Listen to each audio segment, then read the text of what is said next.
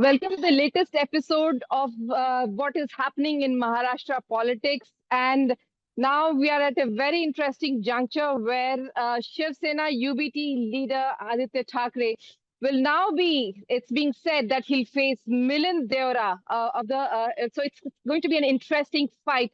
I'm joined by my colleague Mustafa Sheikh. Let's speak to him and find out what really whether first of all, whether this news is really confirmed that it will be Milind Deora who will be, contesting against Aaditya Thackeray.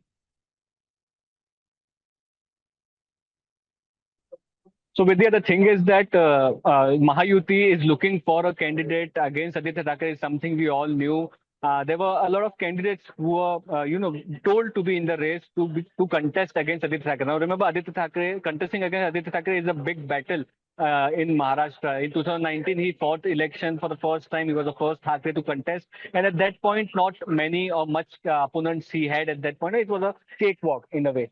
But this time, the BJP and the Shiv Sena Eknath Shinde took special interest to find a candidate who they can put against Aditya Thackeray to have a tough fight against him. And because he was the first time he was elected, he also became a minister in the cabinet. So now there was the name of China NC which was going around. There were many other names locally in Worli which were going around. So Milind Deora episode is 2 days back that Eknath Shinde, Shrikant Shinde had a meeting and they decided that Milind Deora can be a good candidate. He is the sitting Rajya Sabha MP from Shiv Sena Eknath Shinde now. Interestingly, he has been a two-time MP from South Mumbai constituency, which is known as the Goldfish constituency. So he has had good contacts in the business. He has had good contacts with people. He has had good contact with the affluent people. So that suits well. If you see the demographics of Worli as a constituency, so you have Koliwaras, the fishermen, you have middle class people, but you have also have the high rises and the affluent people. So you want a person who can appeal in a minimum time to all these people at the same time. So Milind Deora, a clean face, and again, looking at the past experience he had, looks to be the most probable candidate. And we are saying this because even Milind Deora has tweeted, he has said on the social media platform X that Eknath Shinde wants a change. He believes the change can happen. I'll share my vision for Worli very soon. So that is the indication one is getting that Milind Deora seems to be interested or almost final in this fight. The you can say eligibility to fight against Aditya Thackeray would be winnability. Whichever candidate has the highest winnability chances against Aditya Thackeray will get it. So it seems at this point that Shiv Sena Eknath Shinde will get this seat, and from there Rajya Sabha MP Milind Deora will be contesting against Aditya Thackeray. It will be an interesting battle, a battle which we will have to look for. Back to you. In fact, yes, if you look at the image that Aditya Thackeray has, it's a very clean image. And the Mahayuti would want to pit someone against Aditya Thackeray who would also have an image like that of Milind Deora, who's got a very clean image, who never been involved in any kind of corruption case or anything like that. So that's one of the reasons probably why, his name is also going around. Also, if you talk about the opponents, the Mahavikas Aghadi, they seem to be in a lot of trouble, Mustafa. In fact, there seems to be a lot of threat that's actually coming from. Recently, we had seen Samajwadi leader Abu Azmi actually going out and saying that, they could also go ahead and contest on any number of seats that they deem fit, which could cut votes of the Mahavikas Aghadi. Do you think that threat had worked, or is it still a threat that's still going ahead? They might actually feel some of their own candidates outside the MVA, which could be trouble for the MVA. See, at this point, the problems with the MBA seems to be that the time is short. In the next 4 days, it's the last date of filing of the nominations. Most of the seat sharing has not been announced. So the problem has been that Mahavikas Aghadi was supposed to announce an elaborate plan of India Alliance as to which party is contesting how many seats. They have not been able to do that. They gave a formula of 85, 85, 85 seats.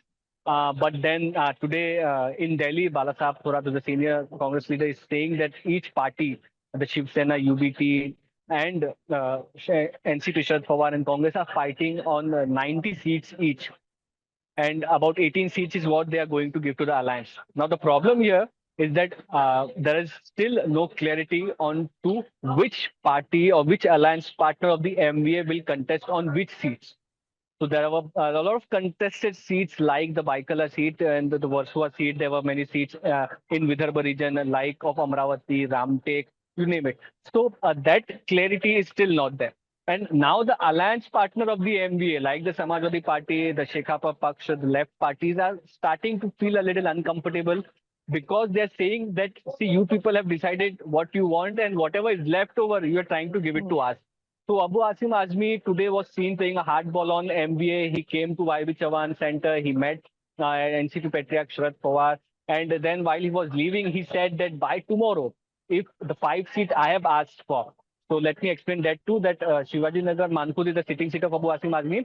Bhiwandi is the sitting seat of Rai Sector. 2 sitting seats of Samajwadi Party. Adding to this, they are asking for Dhule City. They are asking for Malegaon. They are asking for Bhiwandi West. So these are the One total more. five Yeah, seats that's which they what. are Yeah. demanding, and these are Mm. mostly Muslim habitated constituencies which they are asking for. So if I don't get 5 seats, he has not said that I'll go independent on 5 seats. He's saying that I'll contest on 25 seats. So clearly you can say it's a pressure tactic by Abu Asim Azmi, which any party or regional party, self-respecting party will do if they are not getting the due share. So by what time, which day MVA will finalize the alliance, and by what time, which day will they be able to share, finalize the alliance with the alliance partners, is something we are waiting and watching for back to. In fact, Mustafa, they had earlier sought about 12 seats, if you remember, and now they have come down to 5. So that's already a step down for Abu Azmi. And, it seems that, if he doesn't get this, that would certainly, as you said, any self-respecting party would actually want to go ahead.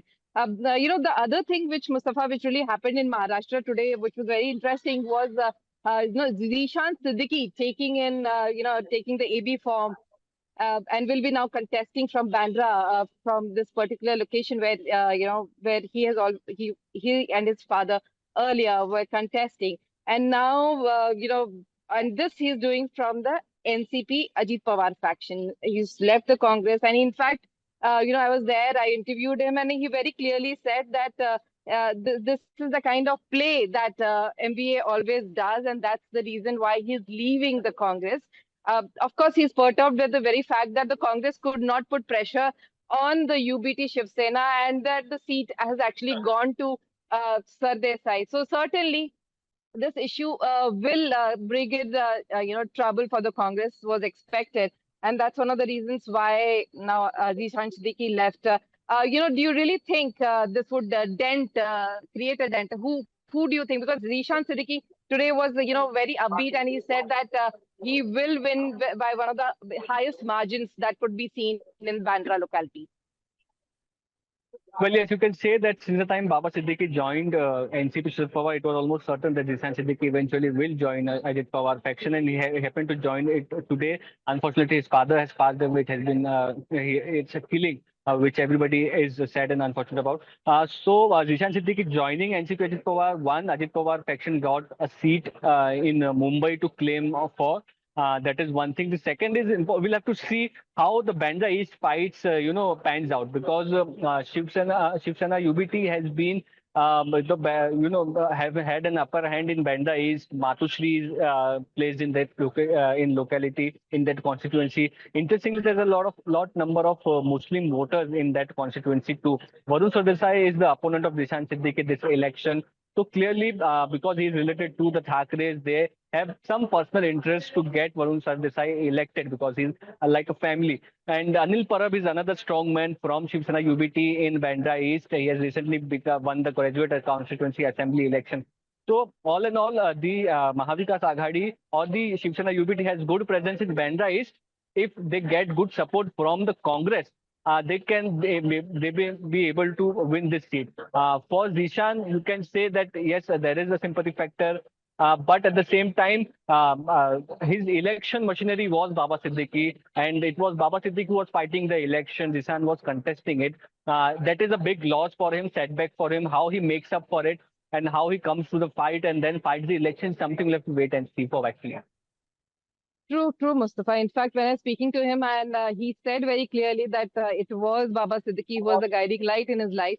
And he really hopes that from above he will still get that entire guiding light. But of course, we'll have to really see as to whether the kind of claim that he's making about winning the entire election with a very big margin, we'll have to really see that on 23rd of November. But as of now, this is what the major happenings that happened in the Mumbai and Maharashtra's politics. We will update you tomorrow with regards to what happens in and around entire politicking in Maharashtra tomorrow. Thank you.